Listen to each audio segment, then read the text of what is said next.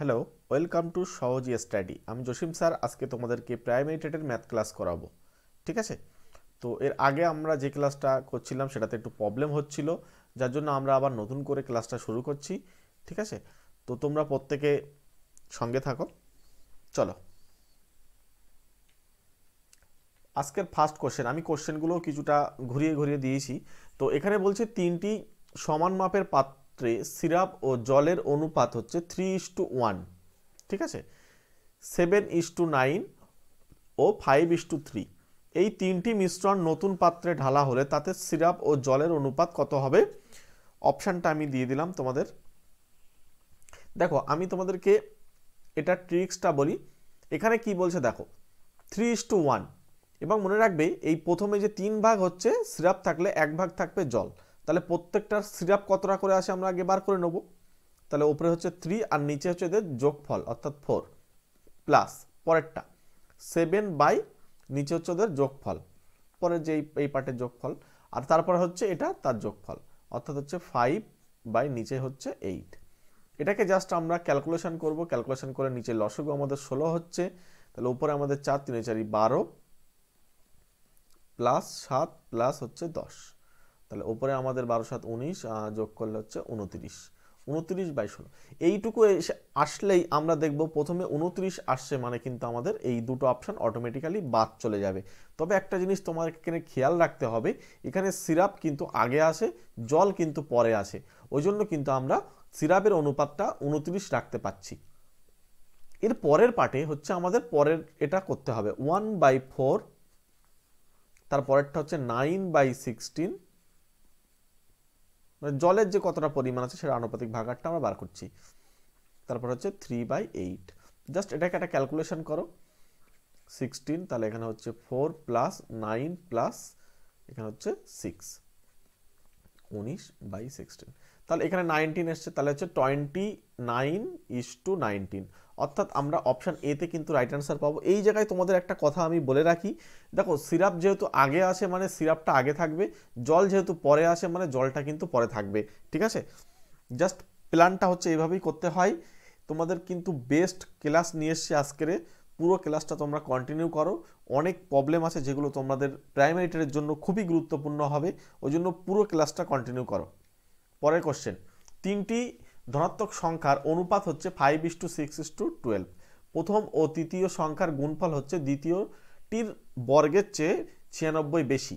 তাহলে সংখ্যা তিনটি হলো, অপশানটা দিয়ে দিলাম।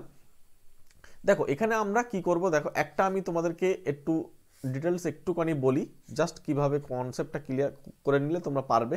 দেখো এখানে আমি কি করছি, প্রত্যেকটা সংখ্যাকে আমি 5x 6x আর একটা হচ্ছে 12x ধরে নিলাম। তাহলে আমাদের বলছে প্রথম আর তৃতীয়র গুণ, অর্থাৎ প্রথমটা এবং তৃতীয়টা। তাহলে 5 × 60 আর তার সঙ্গে x², এই গুণটা হচ্ছে কত? এখানে বলছে যেটা মিডিলে আছে অর্থাৎ দ্বিতীয় যেটা আছে তাকে বর্গ করতে বলছে। তাহলে 6x তাকে ঘিরে দিয়ে স্কোয়ার করলাম বর্গ, বলছে তার থেকে বলছে 96 বেশি, তাহলে 96। তাহলে এখানে হচ্ছে আমাদের 6x², এখানে হচ্ছে 36x² প্লাস 96। ওকে, এবার এক পাশে আমাদেরকে নিয়ে আসতে হবে 60x² minus 36x² is equals two 96। এবার আমরা এখান থেকে বিয়োগ করব। বিয়োগ করলে যেটা আমাদের আসছে 24x² ইজ ইকালস টু 96। তাহলে x² ইজ ইকালস টু 24 দিয়ে 96 কাটলে 4 হয়। তাহলে x ইজ ইকালস টু √4, এই √4 মানে 2। দেখো এই ক্যালকুলেশন তোমাদের যারা যত দ্রুত করতে পারবে, এটা হচ্ছে এইভাবে করার নিয়ম। এবার আমি তোমাদেরকে প্ল্যান বলছি। দেখো এই 2 দিয়ে কি করবে, জাস্ট এই x এর জায়গায় 2 বসিয়ে গুণ করে দেবে। তাহলে প্রথমটা আসবে 10, পরটা আসবে 12, তারপরটা আসবে 24। অর্থাৎ আমরা কিন্তু অপশান এতে কিন্তু রাইট অ্যান্সার পেয়ে যাব। এবার দেখো এই নিয়ম ছাড়ো, এবারে দেখো প্ল্যানটা দেখো আমাদের কি বলছে। দেখো আমাদের বলছে যে সংখ্যাগুলোর অনুপাত হচ্ছে এটা। ঠিক আছে? আমরা দেখব যে এই অনুপাত কার সঙ্গে ম্যাচ করছে, প্রথম কথা। ঠিক আছে? তাহলে সবার প্রথমে হচ্ছে আমরা এটাকে টেস্ট করি। দেখো এখানে আমরা যদি অনুপাতে ভাগ করি তাহলে এটা হচ্ছে 5, এটা হচ্ছে 9, আর এটা হচ্ছে কত 24 মানে 12। তাহলে এই যে অনুপাতটা আর এই অনুপাতটা কি সেম হলো? না। তাহলে আমাদের অপশান কিন্তু ডি ক্যান্সেল হলো। এটার কাটো 5 দিয়ে কাটলে প্রত্যেকটা, এটা হচ্ছে 1, এটা হচ্ছে 3 আর এটা হচ্ছে 6, তাহলে এই অপশানটাও কিন্তু আমাদের গেল। পরের অপশান 6 দিয়ে কাটলে এটা হচ্ছে 1, এটা হচ্ছে 3, এটা হচ্ছে 6, তাহলে এই অপশানটাও গেল। একান্ত কিন্তু আমাদের এই অপশানটাই পড়ে আসে। এইভাবেও তোমরা কিন্তু চাইলে করতে পারো, অপশান টেস্ট করে কিন্তু তোমাদের এটা সুবিধা হবে। আরও একটা তোমাদের ট্রিক্স দেব, সেটা হচ্ছে এই অঙ্কের জন্য তোমরা আরও একটা প্ল্যান করতে পারো। দেখো আমি শুধু তোমাদেরকে এই ডিটেলস বড় নিয়ম বলি, হ্যাঁ হয়তো তোমরা অনেক সময় এই বড় নিয়মটা দেখে বড় নিয়মে কেন অঙ্ক করব, হয়তো ক্লাস থেকে বেরিয়ে যেতে পারো। কিন্তু বিষয় হচ্ছে একটু ধৈর্য ধরো, আমি সবটাই বলি বা সবটাই বলার চেষ্টা করি। তোমরা যারা আমার রেগুলার ক্লাস করো তারা জানো, ঠিক আছে, আমি সব রকমই তোমাদের বলার চেষ্টা করি বা বলে দিও। তো ওই জন্য এর পরের ট্রিক্সটা আমি বলি। তোমরা যদি আগের ক্লাসগুলো যারা দেখো তারা অবশ্যই প্লেলিস্টে চলে যাও, ওখান থেকে ক্লাসগুলো দেখে নিও, ঠিক আছে। এবং তোমাদের যারা বাচ্চাদের যে সমস্ত বইগুলো আসে না, ওই বাচ্চাদের বই মানে 7, 8 বা 5, 6, 7, 8-এর যে বইয়ের অঙ্কগুলো কিন্তু টেটের জন্য কিন্তু খুবই গুরুত্বপূর্ণ, এবং আমি সেই ধরনেরই ক্লাস কিন্তু করাই। মানে আমার চ্যানেলে টেটের জন্য সেই ধরনের ক্লাস কিন্তু অনেক করিয়েও দিয়েছি। তোমরা যারা নতুন, তারা যারা দেখোনি, তারা অবশ্যই আমাদের চ্যানেলের প্লেলিস্টে গিয়ে ওখান থেকে দেখে নিতে পারো। আর যারা নতুন তারা অবশ্যই চ্যানেলটি সাবস্ক্রাইব করে নাও প্রতিনিয়ত ক্লাস পাওয়ার জন্য। ওকে, চলো আর একটা ট্রিক্স হচ্ছে, দেখো প্রথম ও তৃতীয়টির গুণফল আমরা কি করব, এখানে প্রথম আর তৃতীয়টার গুণ করে দেব। 24 আর 10 গুণ করলে হচ্ছে 240। ওকে, আর মাজায় যেটা আছে তাকে বর্গ করো, তাহলে বর্গ করলে 144। এর থেকে 96, এর সঙ্গে 96 যোগ করে দাও। 96 যোগ করলে কত হচ্ছে 0, 9 4 13 1 14 4 হাতে গেছে, ব্যাস হাতে 1 আর এখানে 1 2 হয়ে গেল। দেখো আমাদের প্রথম অপশানটাই হয়ে গেল। কারণ এইগুলো তোমরা করে দেখবে একটাও কিন্তু হবে না, মানে এই রুলসটা কোথাও খাটবে না, ঠিক আছে। যেভাবে তোমাদের ইচ্ছা করবে। অপশান এ হচ্ছে রাইট অ্যান্সার। আমি পরের কোশ্চেনে চলে যাব। পরের কোশ্চেন, দুটি সংখ্যার যোগফল তাদের বিয়োগফলের 3 গুণ। একদম ট্রিক্স দেব তোমাদেরকে। সংখ্যা দুটির অনুপাত কত? অপশান দাও। অপশানটা হচ্ছে, অপশান এ বলছে 1:3, অপশান বি বলছে 3:1, অপশান সি বলছে 1:2, অপশান ডি বলছে 2:1। দেখো এমনভাবে অপশানগুলো আসে না, এদের উল্টোটা এখানে বসে আছে, এদের উল্টো এখানে বসে আছে। তোমার একটুখানি ভুলের জন্য কিন্তু অঙ্কটাও কিন্তু উত্তর পাল্টে যেতে পারে। ওই জন্য বলছি তোমরা এখানে খেয়াল রাখবে, এই যে 3 গুণ বলেছে মানে 3। এবার যেহেতু সংখ্যা দুটির যোগফল এবং বিয়োগফল যখন বলে দিয়েছে না, জাস্ট কি করবে, 3-এর সঙ্গে 1 যোগ করবে, আর নিচে কি লিখবে, 3, তার থেকে 1 বিয়োগ লিখবে। তাহলে উপরে আমাদের আসছে কত, উপরে হচ্ছে 4 আর নিচে হচ্ছে 2, তাহলে কাটলে উপরে 2 হলো, নিচেই কিন্তু 1 হলো, অর্থাৎ 2:2 কিন্তু 1 হলো। তাহলে আমরা কিন্তু এই সংখ্যা দুটির অনুপাত পাবো 2:1, অর্থাৎ আমরা অপশান ডিতে কিন্তু রাইট অ্যান্সারটা পাচ্ছি, ঠিক আছে। অপশান ডি কিন্তু এক্ষেত্রে রাইট অ্যান্সার হলো। চলো পরের কোশ্চেনে চলে যাব। কোনো নদীতে একটি নৌকার গতিবেগ 20 কিমি পার ঘন্টা এবং অপর একটি নৌকার গতিবেগ 23 কিমি পার ঘন্টা।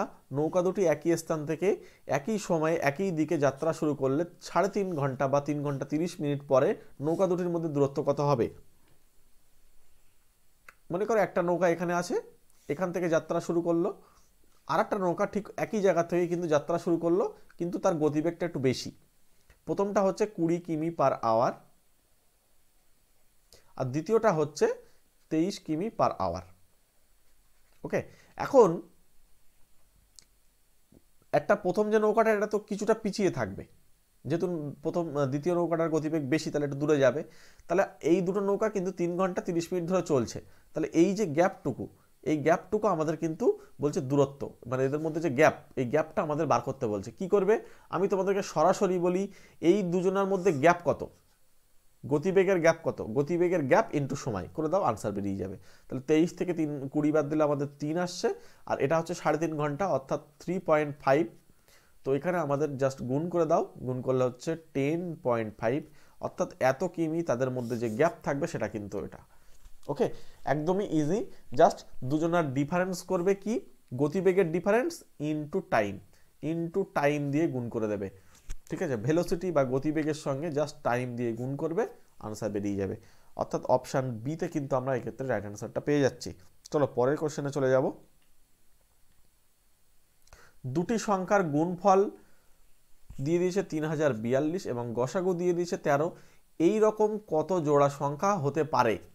ঠিক আছে, মানে এর যে কত জোড়া সংখ্যা আমরা হতে যাদের গসাগুটা হচ্ছে এত এবং গুণফলটা এত, এইটা আমাদেরকে আনসার করতে বলছে। তো এটা আমাকে কেউ একজন পাঠিয়েছিলে, তোমার প্রবলেম হয়েছিল, যার জন্য সেটা আমি তোমাকে আনসারটা দিচ্ছি। দেখো এই ধরনের প্রবলেম করার জন্য সবার প্রথমে আমাকে কাজ করতে হবে, এই গুণফলকে এই গসাগু দিয়ে ভাগ করতে হবে। ঠিক আছে, এই যে গুণফল আছে না, এই গুণফলকে আমাদের সবার প্রথমে গসাগু দিয়ে ভাগ করতে হবে। তাহলে ভাগ করলে আমাদের কত আসবে? 3042কে আমরা কি করব? 13 দিয়ে ভাগ করব। 2 দিয়ে দিলে হচ্ছে, তার দোকান 26, 4 3 তারা 39, 5 4 তারা 52। এই যে ভাগফলটা আসলো এটাকে জাস্ট ফ্যাক্টর করতে হবে বা উৎপাদক করতে হবে। ঠিক আছে, এটা একটু অন্য ধরনের অঙ্ক। এটাকে জাস্ট ফ্যাক্টর করবে, 2 দিয়ে দাও, এটাকে আমরা আবার 3 দিয়ে দিতে পারি। ঠিক আছে, 3 দিয়ে 3 ত্রিকে 9, 3 9 27। এটাকে যদি আমরা আবার 3 দিয়ে দিই, 3 তারা 39। এখন আমাদেরকে কত জোড়া সংখ্যা হতে পারে সেটা কিন্তু আমাদেরকে এবার আনসার দিতে হবে। দেখো এখানে আমরা প্রথম সংখ্যাটাকে হিসেব মতো এখানে ধরি 2, তাহলে 2 কমা বাদ বাকিটা নিতে হবে আমাকে। তাহলে বাদ বাকিটা গুণ করলে কত হবে? 117 হবে। তাহলে এটা একটা জোড়া সংখ্যা হতে পারে। নিয়মটা রাখবে কি, এদের জিসিডি যেন 1 হয়। জিসিডি মানে হচ্ছে গসাগু, এই গসাগুটা যেন এদের দুজনের 1 হয়। ঠিক আছে, তারপরেরটা দেখো 3 দুগুণ 6, 3 দুগুণ 6 নিলাম, আর বাদ বাকিটা দেখো 3 তারা 39। এখন প্রশ্ন হলো এদের গসাগুটা কি 1? উত্তর হচ্ছে তো এদের গসাগু 3। তাহলে এই যে জোড়া সংখ্যা এটা হবে না, এটা হবে। ঠিক আছে, চলো এরপরে দেখো, আমি এই দুটো 3 আর একটা 2 গুণ করছি, তাহলে আমাদের হচ্ছে 18। 3 3কে 9, 9 দুগুণ 18, 18 আর 13। দেখো এদের কিন্তু গসাগু কিন্তু আমাদের 1 আসছে, সুতরাং আমরা কিন্তু এটা নেব। ঠিক আছে, এরপরে চলে আসো। আচ্ছা, এটা আমি একটু ফ্রেশ করে লিখি, তোমাদের একটু বুঝতে সুবিধা হয়।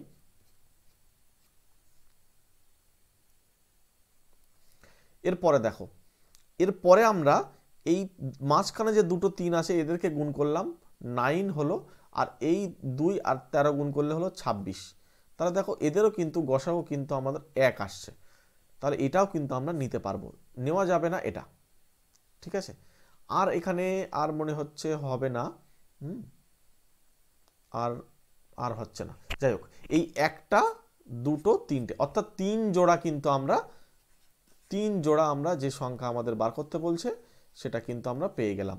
অর্থাৎ কত জোড়া বা কত রকমভাবে এই উপায়ে আমরা করতে পারবো, এই রকম উপায়ে কিন্তু আমরা ওটাকে বার করতে পারবো। ওকে, এবার এর সঙ্গে জাস্ট 13 দিয়ে গুণ করলে এক একটা করে সংখ্যা বার হবে, তাদের দুজনকে গুণ করলে এটা আসবে এবং সঙ্গে গসাগু করলে 13 আসবে। ওকে, চলো পরের কোশ্চেনে চলে যাব। এখানে তাহলে আমাদের অপশান সিতে কিন্তু রাইট অ্যান্সার পাচ্ছি। পরের কোশ্চেনে চলো,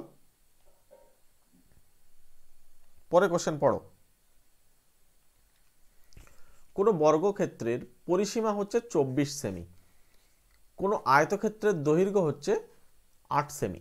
যদি বর্গক্ষেত্রটি ও আয়তক্ষেত্রটির পরিসীমা সমান হয় তাহলে আয়তক্ষেত্রটির ক্ষেত্রফল বর্গ সেমি এককে কত হবে? ঠিক আছে, আমরা অপশানটা নিলাম। এবার দেখো আমি একটু তোমাদের সুবিধার্থে পাশে ছবি দিয়ে দিচ্ছি। এটা বর্গক্ষেত্র, এটার পরিসীমা আমরা জানি, এটার পরিসীমা হচ্ছে মনে করো 24, এটা আমাদেরকে দিয়ে দিয়েছে, বর্গক্ষেত্রের পরিসীমা জানি। এবার পাশে আয়তক্ষেত্রের ছবিটা আঁকি।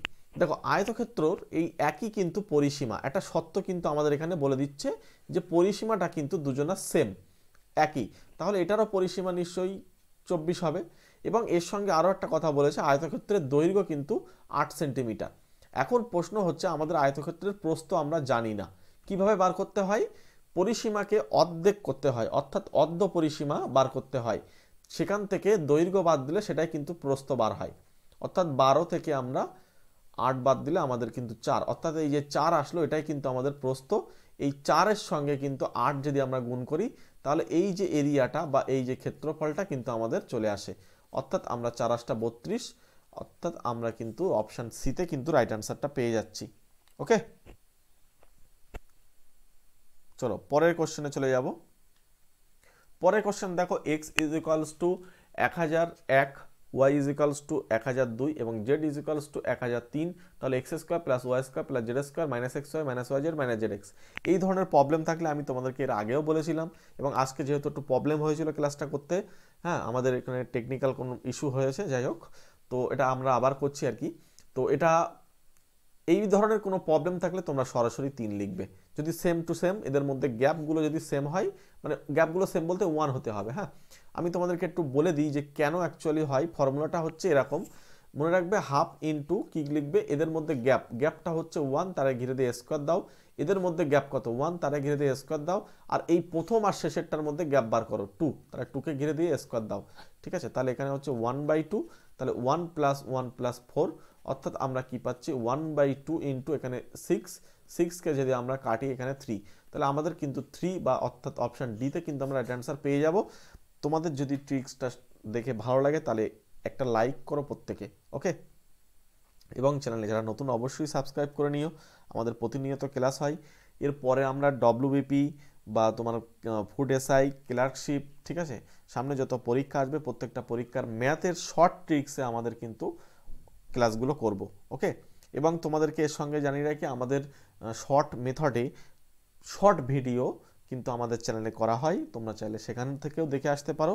ঠিক আছে, শর্ট ভিডিও বলে একটা আলাদা প্লেলিস্টও করা আছে, সেখান থেকেও দেখে নিতে পারো। ঠিক আছে, ওইখানে বেস্ট ট্রিক্সগুলো খুব দ্রুততার সাথে কিন্তু আমরা করে দিই, সেগুলোও তোমরা ফলো করতে পারো। চলো আমরা পরের কোশ্চেনে চলে যাব। পরের কোশ্চেন বলছে নিম্নলিখিত বিকল্পগুলির মধ্যে কোনটি সঠিক নয়। কোনটি সঠিক নয়, সিটেটের কোশ্চেন কিন্তু, হ্যাঁ, কোনটি সঠিক নয়। দেখো এখানে আমরা অপশান নিচে থেকে যদি এলিমিনেট করতে করতে আসি, যেহেতু আমি জানি উত্তরটা, ওই জন্য আমি তোমাদের একটু ডিটেলসে বলি।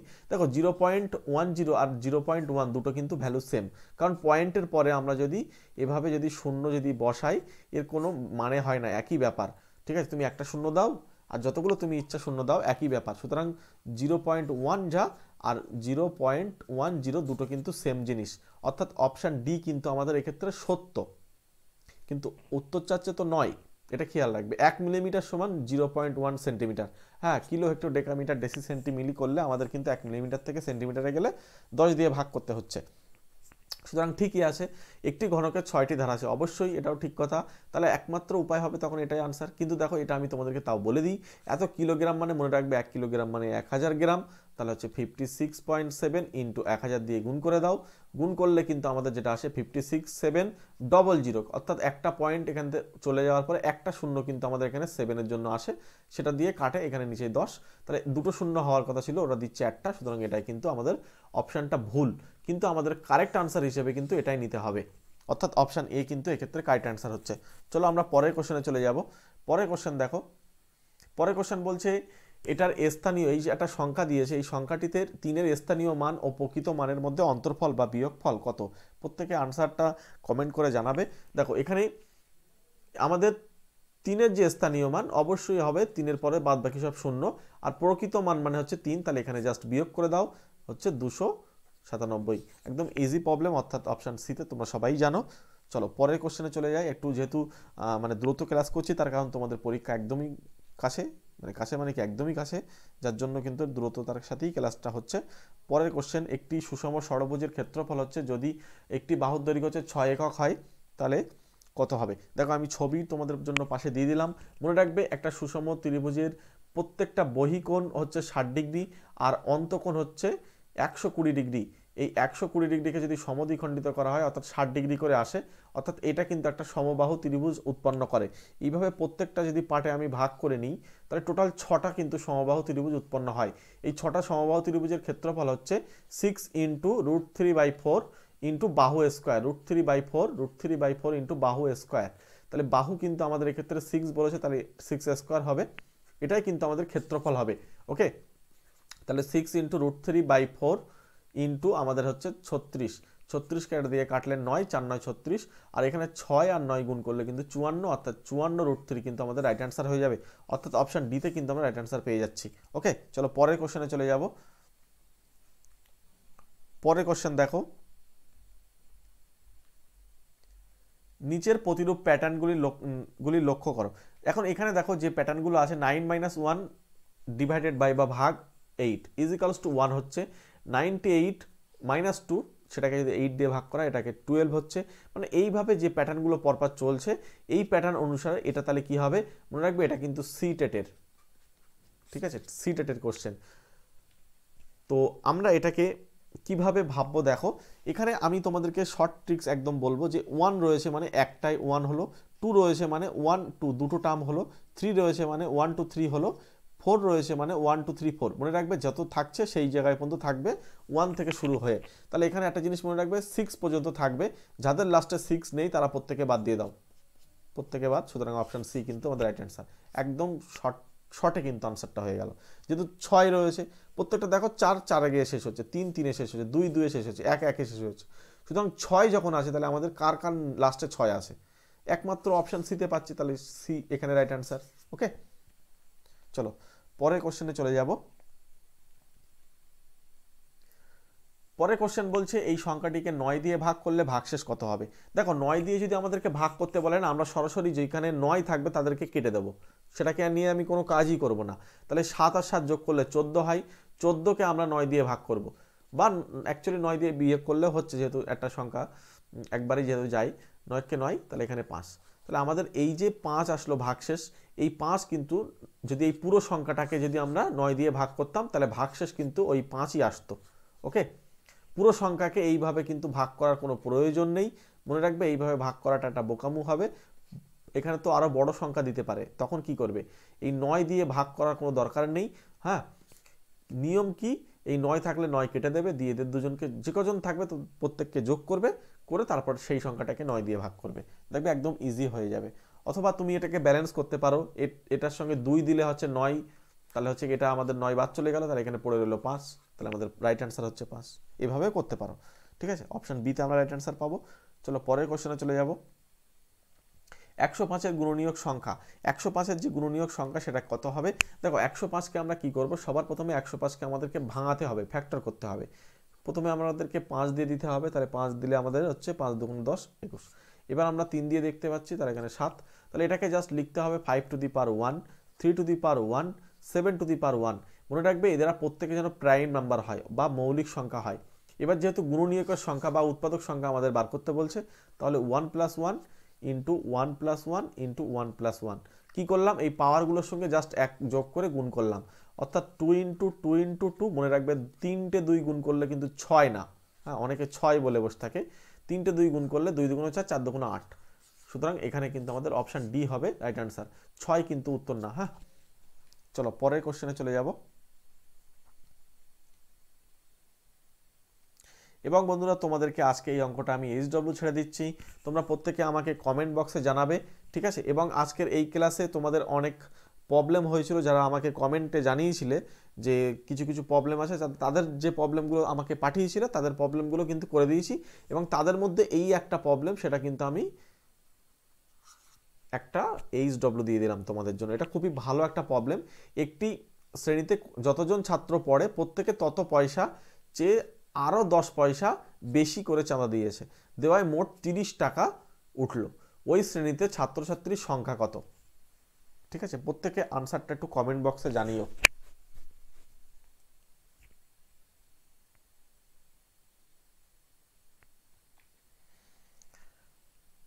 ঠিক আছে, তাহলে আজকে ছাড়ছি। এবং তোমাদের এর সঙ্গে আরও একটা কথা বলে রাখি, ক্লাস 9, 10, 11 এবং 12-এর ম্যাথ সাবজেক্ট পড়ানো হয় অনলাইন এবং অফলাইন দুটো ব্যাচে। যারা অফলাইন পড়তে চাও তাদেরকে হাবড়া এবং বারাসাতের মধ্যে, অর্থাৎ নর্থ 24 পরগনাস, এই ফোন নাম্বারে কন্ট্যাক্ট করতে হবে। ঠিক আছে, হাবড়া বারাসাতের মধ্যে কিন্তু হওয়া যায়, ঠিক আছে, এখানেই হবে। আর যারা এর মধ্যে কোথাও, আমি তো জানি না তোমরা কোথা থেকে আমার ক্লাসগুলো করো, তো হাবড়া এবং বারাসাতের মধ্যে যদি কেউ থেকে থাকো আমাকে কমেন্ট করতেও পারো, ঠিক আছে।